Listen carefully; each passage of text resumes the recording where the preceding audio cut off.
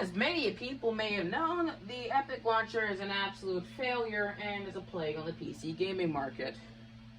Let's get into why.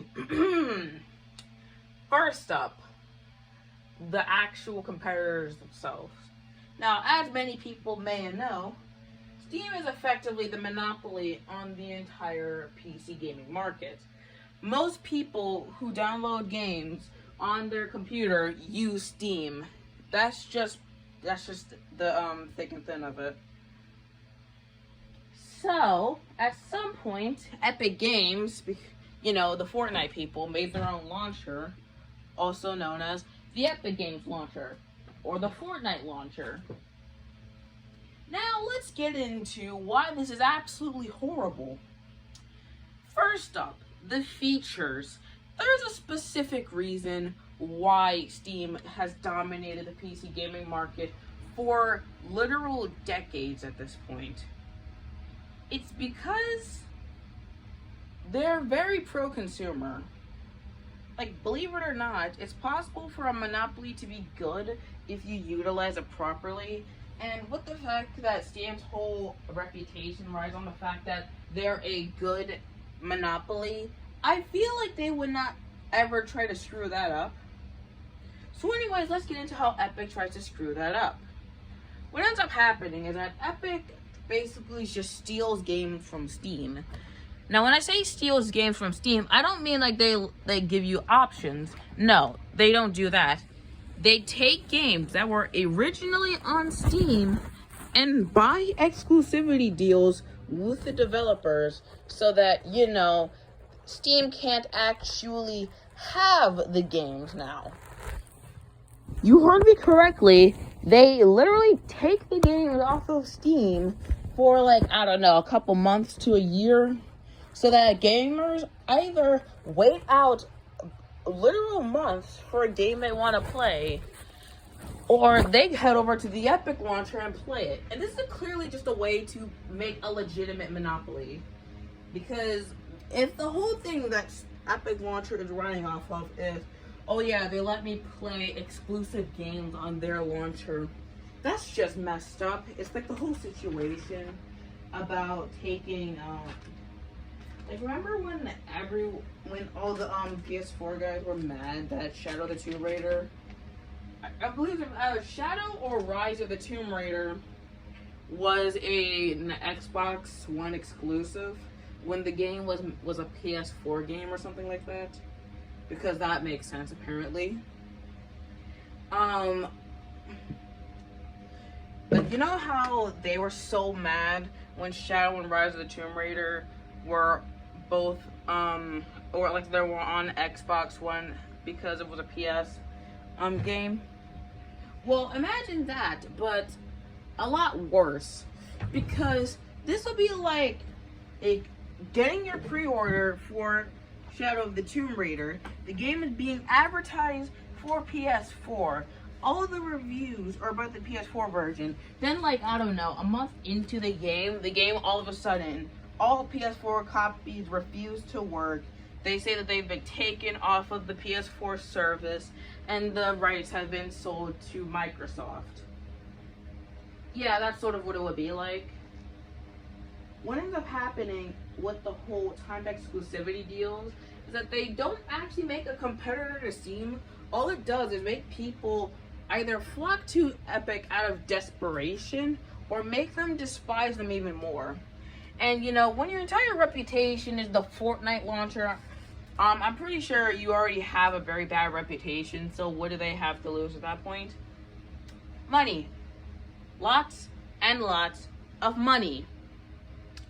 You see, the whole thing that Epic's deals do is that they give a lot of money to game devs, but at the expense of the consumer, of course, because now the consumer has less options and must choose either to wait a long time or use an absolutely god-awful launcher. Fantastic, isn't it? And no wonder why PC gamers get so mad about console gaming. I mean, this is literally awful.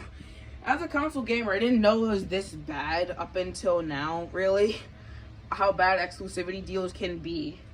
but it's like a game like Metro Exodus, which was really cool looking, or like Shenmue 3, two games that have actually had some relatively good hype.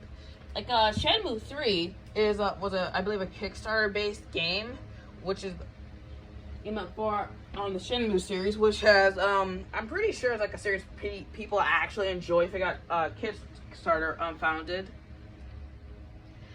And then you have Metro Exodus, which I'm pretty sure a lot of people were thinking that even if they didn't like it, they thought it might be a promising game. But then the instant it's uploaded to the Epic Store is when the problems arise. Now, let's get into the money behind the Epic Store. Basically, I believe that the comparison with it in Steam works like this. So basically, if you sell your games on Steam, regardless of what the game is, then it is a 30% deduction from the total profit. Basically, you get a 70% cut, Steam gets a 30% cut. 30% cut. Everyone's happy. On the Epic launcher, though, what actually happens is that I believe it's like they take a 15% cut. Well, you get an 85% cut. But the funny thing is, depending on how popular a game is on Steam, it could actually come very close to Epic's. Basically, I believe if a game becomes extremely popular in a very short amount of time, then Steam can drop the cut all the way down to 20%, which is very close to 15%. So at that point, having the whole cut thing doesn't actually sound like much of an actually interesting deal. Besides, anyone who understands how cost effectiveness works knows that the better platform to use would be Steam in general, because of the fact that, the whole 15% cut thing doesn't sound that bad until you factor in the fact that the majority of people are not going to buy the game off the Epic launcher. The reason why Steam can get away with the 30% cut is, first off, because that's just the industry standard. Most, if not all, launchers, aside from smaller ones like GLG and the Discord store, give a 30% cut. And the fact that people just generally trust Steam more than Epic, so you're going to get lower sales overall with Epic than with Steam. All of a sudden, that 15% cut thing doesn't look that appetizing, right? You might want to go back to your 30% cut, because at least people are going to buy the game with that 30% cut, as opposed to you just holding out, hoping, praying that someone is going to buy the game on the Epic launcher.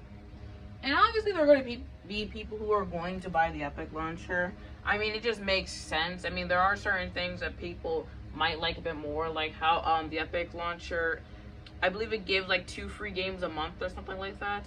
But even then, I have a feeling that most people who buy the Epic launcher are using it purely for those exclusivity deals and would still use Steam. Actually, I don't just think so, I know so. Basically, Epic Games had posted this little thing showing how I believe 60% of people who have the Epic launcher also have Steam. 60% still use Steam alongside the Epic launcher.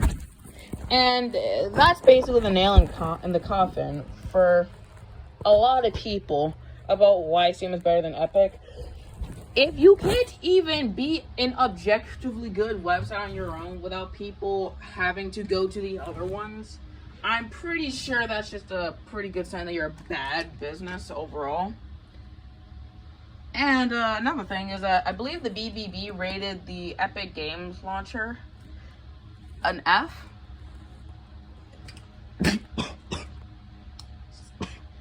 Sorry, I accidentally inhaled some water. Anyways, for those of you who don't know what the BBB is, it is the Better Business Bureau, and oftentimes, if you get rated lower than like a C by the BBB, you are pretty much screwed. Like, even if you don't shut down, you're just going to be destined to fail by that point because people don't want to use something that gets rated lower than like a C by the BBB, because that actually means that, you know, at that point it's just not cost effective. It might even verge on dangerous to use at that point. And the Epic Games Launcher is also dangerous to use. Now apparently they use like, I believe, technology that like says like Chinese spyware that just like basically just sends like your data to the Chinese government and whatnot. And while I'm not really someone who's like who really cares about like personalized ads and stuff like that, like I don't use DuckDuckGo as opposed to Google, because I just prefer like most of the things that Google has as opposed to DuckDuckGo. But the thing with this situation is selling your data to the Chinese government, though, sounds very sketchy to say the least. And then you also have the fact that the Epic Game Launcher just does not have the features that Steam does. So to round back to the competition part, in order to make a truly good competitor, you know, have to actually make it so that you can actually compete with the competitor. So anyways, that's not the case with the Epic Games Launcher. So no wonder why the Epic Games Launcher tries to lure in so many developers onto their platform with the 15% cut thing, because the whole reason why you would ever use Epic Games Launcher as opposed to the Steam Launcher is purely for that cut. Which would lure gamers onto there by the exclusive games market, because the problem is the fact that the Epic Games Launcher just does not have the same features that Steam does. It's like, I remember seeing this graph. It was like, it was in one of Griffin Gaming's videos. It showed off the features that Epic Games Launcher has in Steam Launcher. And it was like the Epic Game Launcher, it was like no. Oh, it has an online list or like a friends list or something. Which, okay, mate, that's just stupid, since literally any online platform should be able to allow you to see your friends list or an online list. Hell, even Nintendo lets you at least see your friends. And when you make you don't even need an online subscription. It's just like if you have like friend codes and whatnot, they will show you they're online and whatnot. But anyways, let's get into some absolute garbage for sure. That which being, that's the only thing that those two had in common on there. They had a bunch of stuff that you cannot see. Like, they don't even have user reviews. User freaking reviews. You know, to see how good or bad a game is. For all we know, the Metro Exodus and Shenmue 3 could be absolute bombs or the best games of this console generation. And we wouldn't even know because of the fact that we can't even see the user reviews from people who've played the game or not. So then we get into the whole deal with everyone's favorite Borderlands 3. Now, as much as I love the Borderlands series, it's probably one of the coolest series of all time. Borderlands 3 got put on the a time exclusivity deal with Epic Games Launcher. So I think, well, if the Epic Games Launcher is so bad, why in the world are so many companies putting their games on there as opposed to Steam? It's quite obvious. Money. Remember how I mentioned that they get a 50% cut? Not just that, they get paid by Epic. They're contractually obligated at some point to put their games on the launcher as opposed to Steam. It'll basically go like this. Like, you'll put the game on Steam, you'll put the game on Epic's launcher as opposed to Steam for like maybe X months to a year, and then you get paid X amount. So then all of a sudden the publishers, not the actual game devs, decide, yeah, that sounds like a good idea, and then decide to publish the game on Epic Games Launcher so that they can get a lot of money from it. But then, of course, the game always gets some major backlash because, first off, literally nobody except for people who play, like, Fortnite and, let's say, Dauntless would even want the Epic Games Launcher. And it's just some really predatory stuff. They're effectively buying the competition at this point. They're literally just buying up exclusives so that the Steam marketplace doesn't have any games to actually sell. Therefore, what ends up happening is that people eventually move to the Epic Games Launcher out of desperation. It's like the whole reason why so many PC players get mad with console players, because the whole deal about how to play on console, you're effectively playing for a worse experience overall, so that a piece of plastic can justify its existence in your household. First off, I don't even believe that consoles are that bad, but I will agree, they cannot stand up to PCs, like, ever. The only good things they have are the fact that they can play games in general, and the fact that they're cheaper than a PC is overall to build. But the whole exclusivity deals are really what drive PC players up the freaking walls, because they just want to play a good game without it having to be locked to a specific platform because someone is contractually obligated to do so. But anyways, then we get into this idiotic tweet. Basically, the Epic Games Launcher, or I guess Epic Games, told Steam that if they lowered the dev price, like if they pay the developers more for the games, then they would happily take down their launcher. I crap you not. They were trying to get Steam effectively to bankrupt themselves. How do I know this? It's quite simple. Maybe they're basically trying to make Steam take less money. They're trying to make Valve take less money from publishers, first off, not even game devs.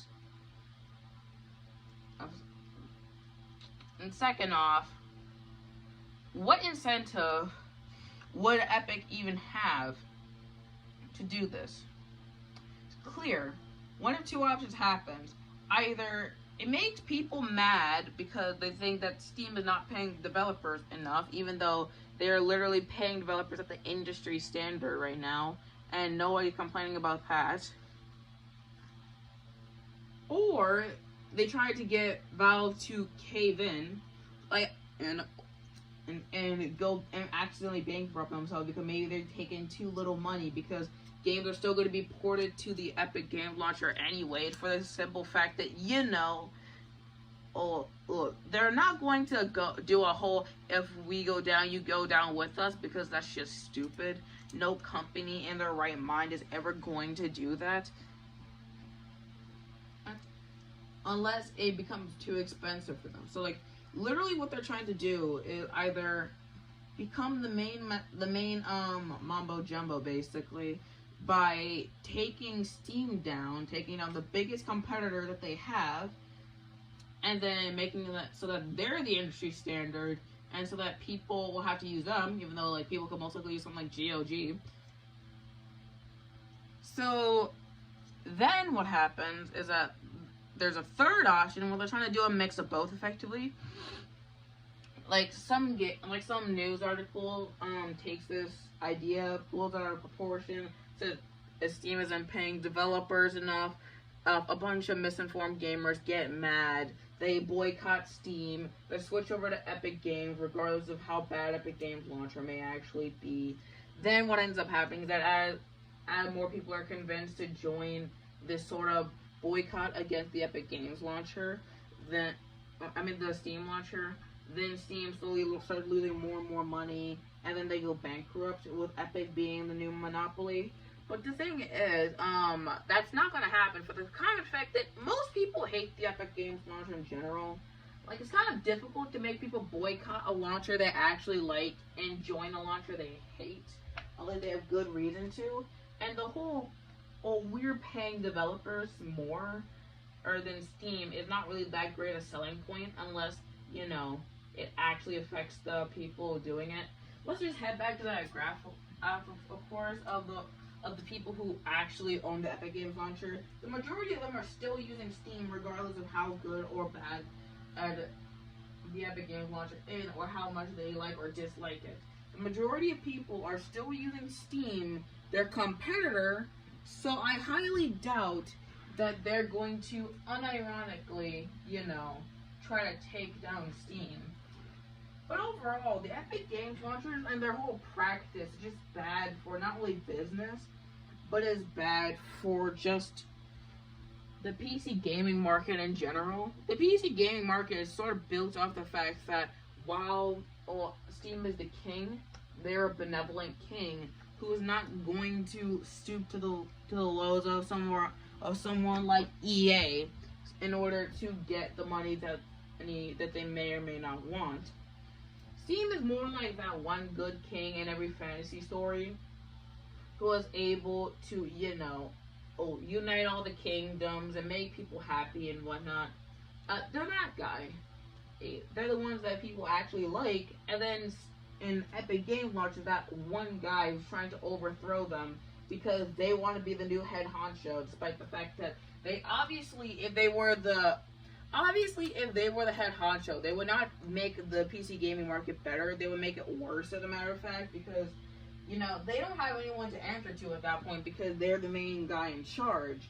And just because of the fact that they are literally trying to get people to join their launcher by buying up exclusivity deals with certain games, it's quite obvious that they're most likely not going to try to, prioritize the gamer themselves if they're going to make it a toxic environment for people to actually play in. So anyways, boycott the Epic Games Launcher most likely. I really do not like the Epic Games Launcher. Fortnite and Dauntless are okay at best and terrible at worst. And I will see you and have a good day.